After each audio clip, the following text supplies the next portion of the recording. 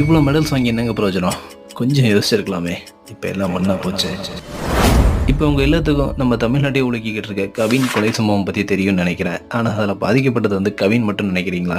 இல்லை, அதில் அழிஞ்சது வந்து சுஜித்தும் தான். ஏன் தெரியுமா? கவினை சுஜித்து கொன்னா, ஆனால் சுஜித்தை அவன் ஜாதிக்கு கொண்டு வச்சுங்க. எப்படி தெரியுமா? சுஜித் வந்து ஒரு நல்ல தடகள வீரருங்க. அவன் மனசில் எப்படியும் ஒரு ஆசை வந்திருக்கும், என்னைக்காவது ஒரு நாள் தேசிய அளவில் மிகப்பெரிய வீரன் ஆகணும் அப்படின்னு. ஆனால் இன்னைக்கு பாருங்க, எல்லாத்தையும் விட்டுட்டு இப்போ சிறை கைதியாக போய் உட்காந்துருக்கான். இதுக்கெல்லாம் காரணம் யார் தெரியுமா?